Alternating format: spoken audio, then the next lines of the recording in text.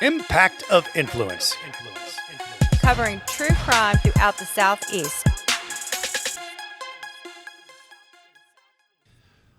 Hello, friend. Matt Harris, Seton Tucker. You can find Impact of Influence on Facebook. Through there, you can get to the YouTube channel. We'd love it if you would subscribe to the YouTube channel and also subscribe to the podcast. But the YouTube channel, we are trying to get started, so share that with your friends and family and enemies. And we are part of the Evergreen podcast company. And we are back to Murdaugh things. Yep. I think we've mentioned in past episodes that Alec Murdaugh has filed an appeal with the South Carolina Supreme Court. Now, initially, they just wanted to address the jury tampering allegations, but the Supreme Court said, no, you have to address everything. So on December 10th, the defendants filed a 121-page initial brief. And we thought it would be a good time to bring my dad on to talk about this. He is a graduate of Penn Law School. He is a former federal court law clerk and a professor at Temple University. Matt Siembieda. Hi, Dad. Hi, how you guys doing? We're doing well, Matt. Thank you for taking the time. That is so. When it comes to briefs for the appellate court, 121 pages. Is that a lot, a little, normal?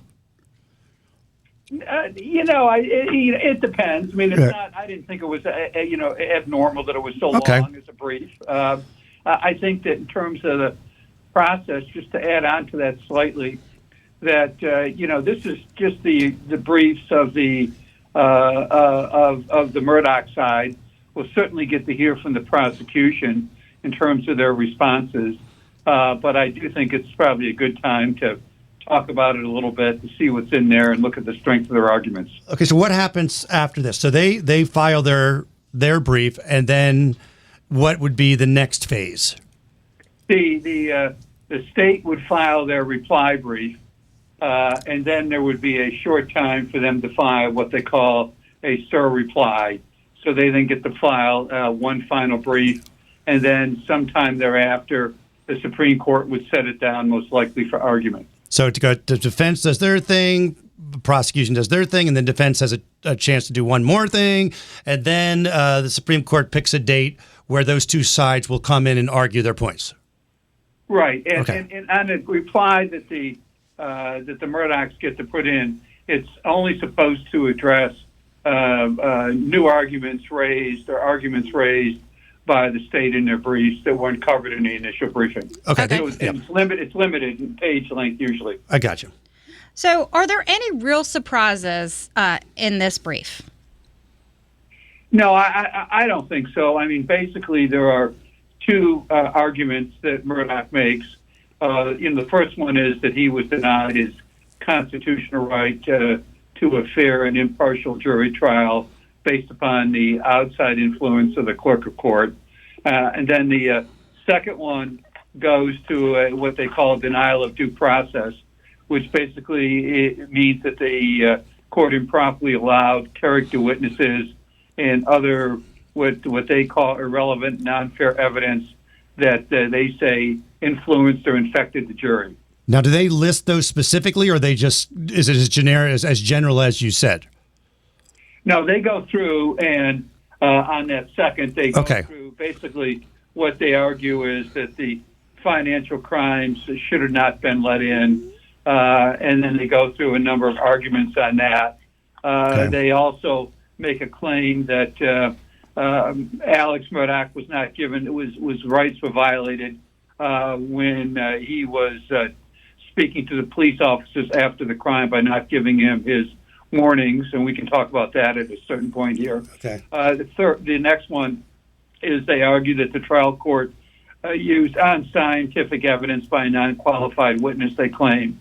And then they claim that the court erred by admitting irrelevant and unreliable firearm evidence from the SLED firearms expert, the fact that they seized multiple guns from the Murdaugh residence, and by allowing the state to introduce what they say were gunshot residue on a raincoat and the Murdaugh side claims that Raincoat was not linked to him. Okay. We can circle back. We can circle back. Let's circle back to some of that stuff in a second. Yeah, let's go ahead and start with what I think is probably their strongest argument. I think you probably agree with me, which is this jury tampering stuff. Can you refresh for our listeners just a quick difference between the Green case and the Remer case? Justice Toll relied on the Green case for her decision, and they're arguing that Remer is, in fact, the applicable standard. So can you just give kind of a brief rundown of that?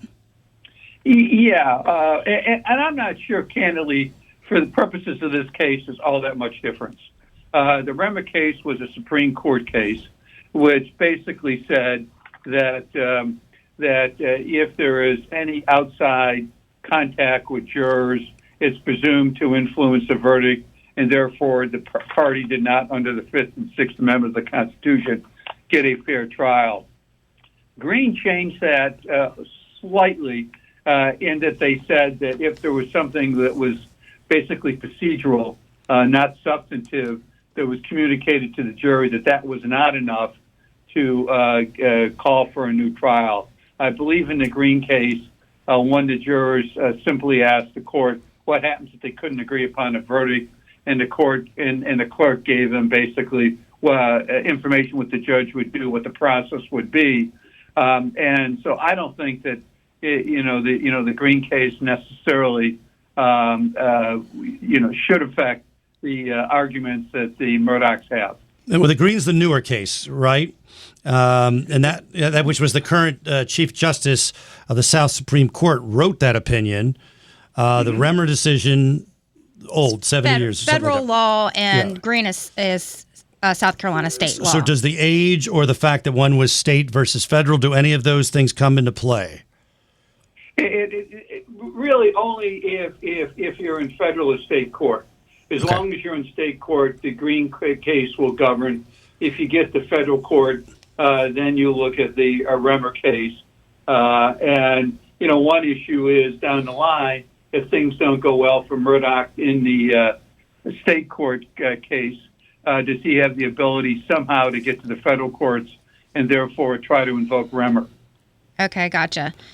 Now, during this argument in this brief, they kind of quote some of the transcript from the evidentiary hearing where former Chief Justice Toll presided, and Juror Z was one of the jurors who was interviewed, and she kind of seemed confused, and she there was a couple of like she contradicted herself a little bit, but it depended on how you took the question that Toll asked her, right? Right, and then she was represented by Jen McCullough, and they tried to submit an affidavit after the fact to try to clarify what her intentions were. Just tell us what your thoughts are on this, Dad.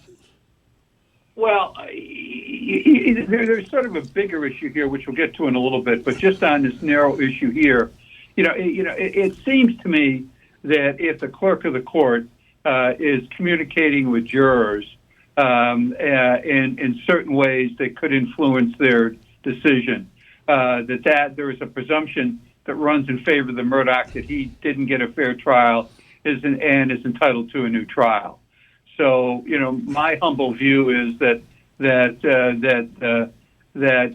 the fact that the clerk was communicating in the way the clerk was communicating to the jurors, that should probably be enough to allow for a new trial. But of course, that's up to the Supreme Court of South Carolina. Well, because that's what they're saying. Like the argument was going this way, was that one side is saying, as long as the jurors say, well, it didn't affect me, then it shouldn't matter. And the other people said it doesn't matter if they say that or not. It was said, and sometimes you don't know what gets in your head. That's in layman's terms, right? That's what it's about.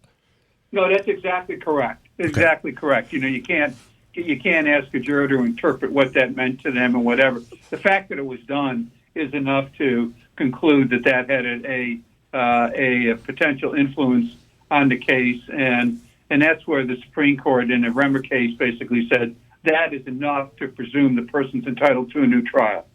Right, because they're saying, well, I guess in the Green case, it was a bailiff and made some procedural comments to the juror, but these comments maybe watch his body language or those type of comments could have potentially gone more to the merits of the case instead of just a procedural issue.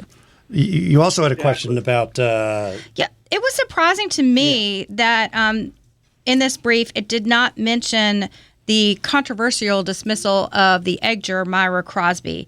Did that surprise you as well? And what does that mean? No, it didn't.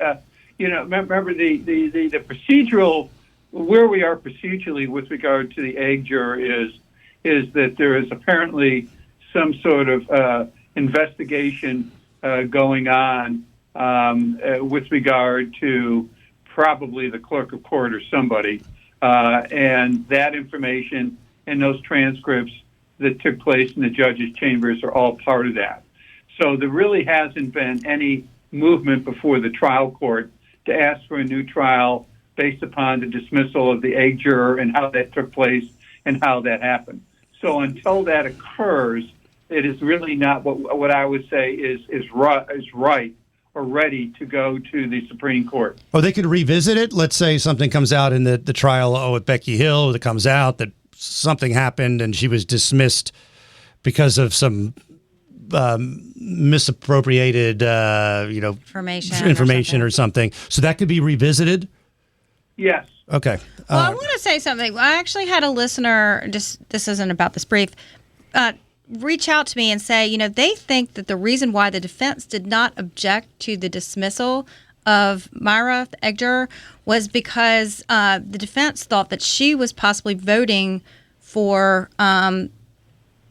guilty because there was a confusion with this Facebook post stuff. There was confusion that I guess Juror Z's ex-husband had been communicating online saying she's talking all over town and taking smack about Alec. And saying that she hates men and she's going to find guilty.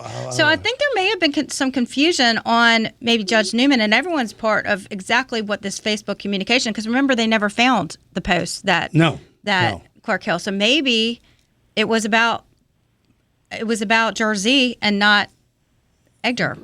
Yeah, that could be. And I think there are probably three bits of evidence that would be important to that. One is what she said happened. Two is what the husband says happened. And three is what took place in the judge's chambers. Right. Yeah. I want to tell you to go to our show notes where I'll list exactly when the Myra Crosby egg juror episode aired, and so you can go back and listen to what she had to say. Financial crimes issues. So the omission of the financial crimes was brought up on appeal. Judge Newman ruled that the door was open when Jim Griffin questioned a witness about Alec's relationship with the family. Explain what opening the door means, and do you think that the door was open? Let me just say one thing real quick before he does that. In the pre-trial hearings and such, Judge Newman had decided to keep it limited. Financial crimes were going to be allowed, but it was going to be limited. Yeah. So but it became more wide open, Judge Newman ruled, because of this Griffin statement. So what can you tell us about that? Yeah, and it's very important the way you said that my understanding was that the judge basically said that information under South Carolina Rules 403 and 404B were separate acts, separate crimes, if anything, and therefore, could not be used or could not be admissible. What happened is, I understand it, and you guys were there, so if I'm a little off, I'm sure you'll correct me, is that one of the witnesses was somebody named Will Loving, who I think was a friend of Paul, who was basically on the stick, was called by the prosecution and had testified. And I think what happened was thereafter, which was basically, I think, the same day the judge's ruling came out that he was not going to allow. Yeah, it was the very same day. Yeah, that Griffin started asking him some questions about his relationship with his wife and with Paul, and was soliciting what he thought was good information and good insights. I think Loving said that he thought that he had a great relationship with his wife and it was a loving family, and Paul was his favorite son and things like that. I think what the judge had concluded was that once you start to get into character and other types of witnesses, you therefore opened the door to get into their argument that the financial crimes that he committed were the reason why he killed his wife and Paul, to distract the community at large, or the public at large, from his other crimes. So they're saying that if you admit evidence of good character, now we're allowed to admit evidence of bad character. Exactly right. Exactly So they're saying, right. because the argument would be that it wasn't really about financial crimes, it was about showing that he's a bad dude. And you opened the door to him being a bad dude because you talked about him being a good dude. Exactly right. Okay. Exactly right. Yep. Exactly. And so I think that happened, and unfortunately, and I understand being in the heat of trial, having tried a lot of cases, that during the heat of trial, you're asking a witness questions, you think you're getting helpful testimony, but by doing so, unfortunately, they opened the door for the prosecution to argue that the door was opened, and the judge to say, yes, you can now get into the financial crimes, which is obviously a big part of what influenced the jury in terms of his guilt. Well, do you think the extent that the financial crimes were admitted, we heard, I think, about a week of testimony about these financial crimes. A lot, and also used a lot in the closing. Right. Yeah. Do you feel like the extent that that is almost a trial within a trial, that is unfairly prejudicial? I think that created a sideshow, and I think you're correct in that way. Unfortunately, I think the Supreme Court could conclude that it was opened by the defense in the way they questioned Will Loving.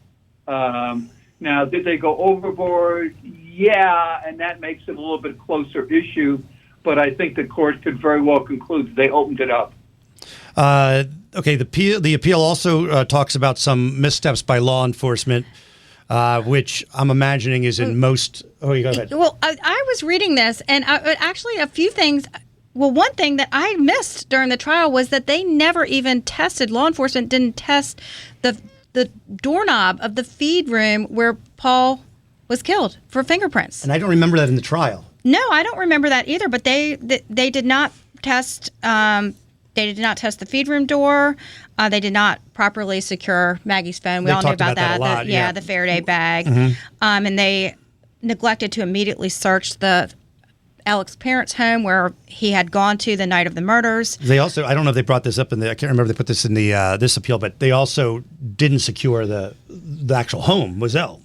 Right. Right. Yeah. Yeah. Right. So first question is, I would imagine this is pretty standard for somebody who's being convicted of murder to put in their filing a lot of things that law enforcement could have done or didn't do, and the jury decided what evidence and testimony they thought credible.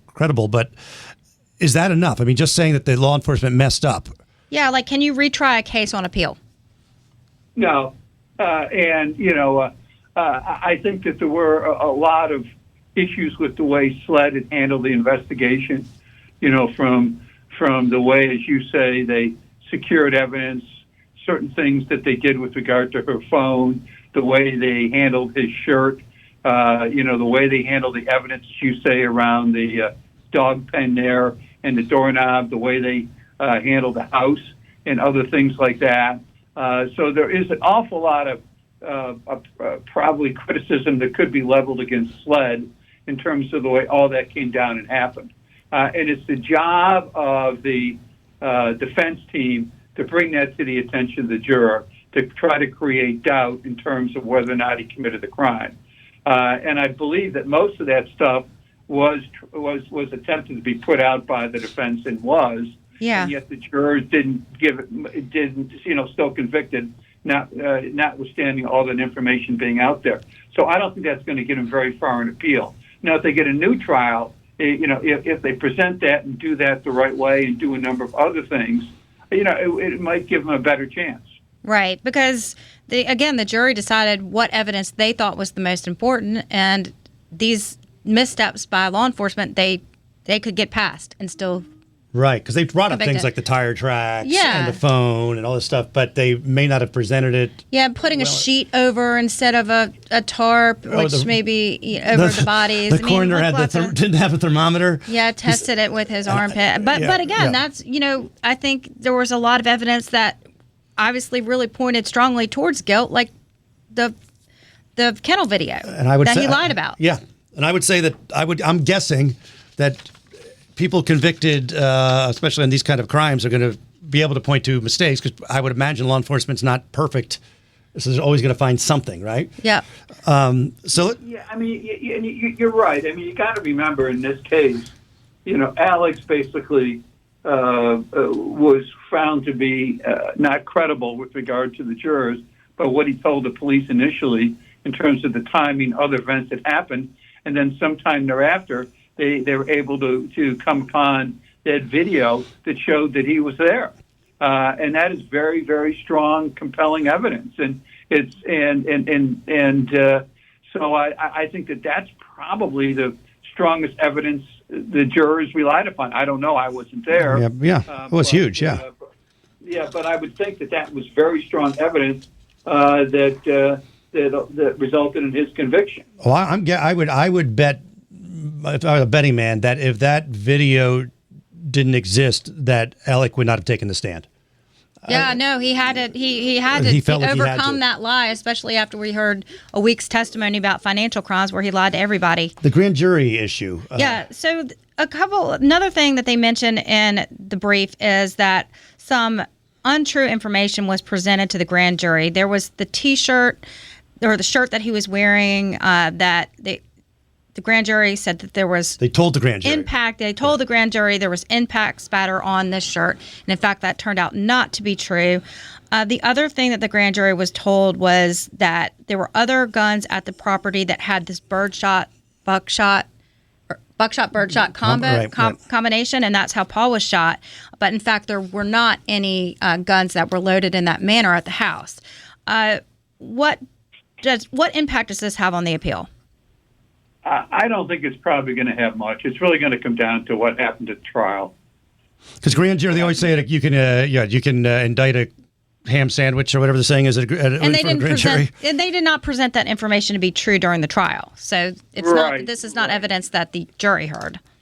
Yeah. I mean, it's clear that the strongest argument that Alex has is that he was denied his constitutional rights to a fair and impartial trial. And that the other arguments there, although they do the best job they can in setting them forth and arguing them, are not nearly as strong as the first argument. Right. I think that in terms of the appeal, that if you look at the fact, two important things I think you have to keep in mind.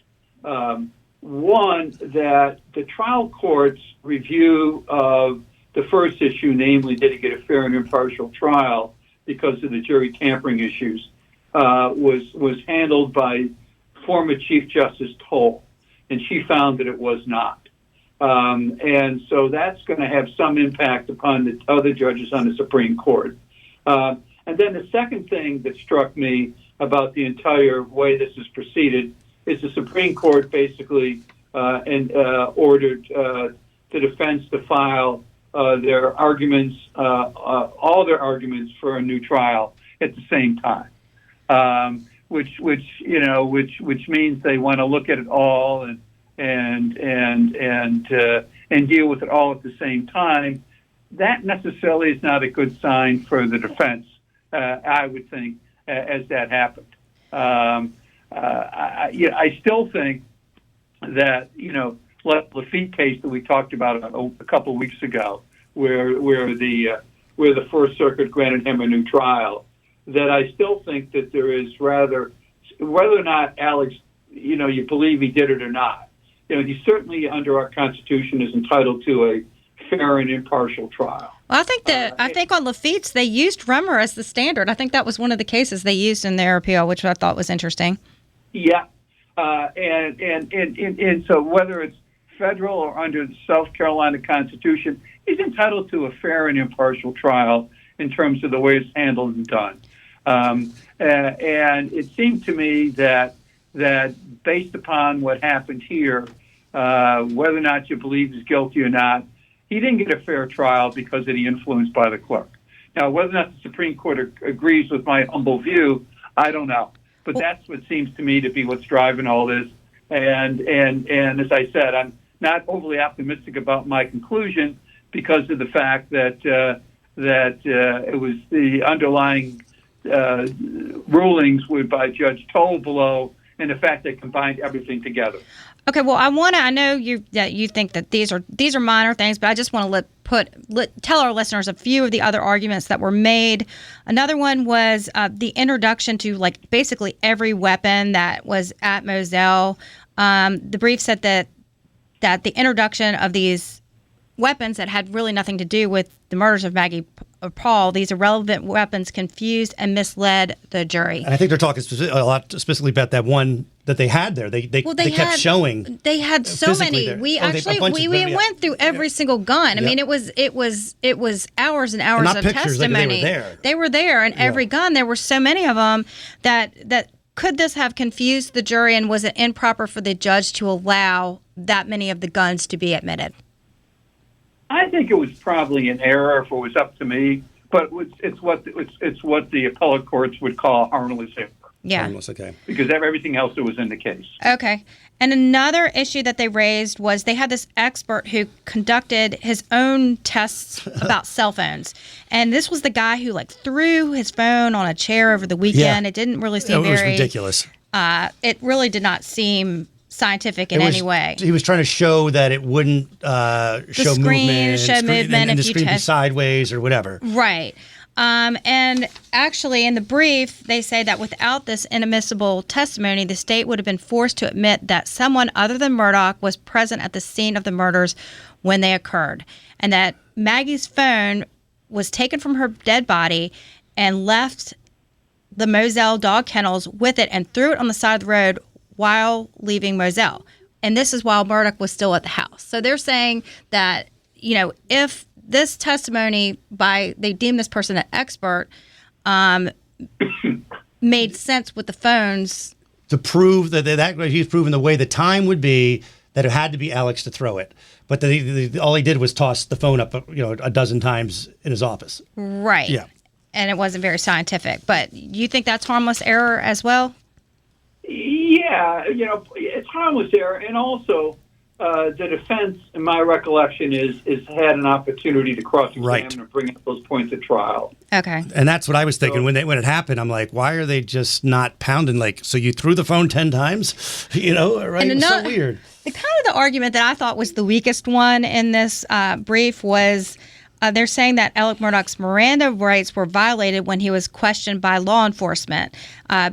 I think what they're saying is because they weren't ever looking into anybody else as a potential suspect other than Alec Murdaugh. When he was questioned initially by law enforcement, that he should have been advised of his Miranda rights. But if you remember, most of these interviews, I think Jim Griffin was sitting. His lawyers were in the car. Lawyers were in the car with him, or maybe not. There were other lawyers. I think. Oh yeah, it wasn't Corey Fleming with him for one of the interviews? Might have been, other lawyer friends. But also, do you have to? Is it? An overall general view of that, does this law enforcement have to read Miranda rights when they are just interviewing a person? Well, remember the way Miranda works is that you're supposed to tell someone he has a right to an attorney, for example.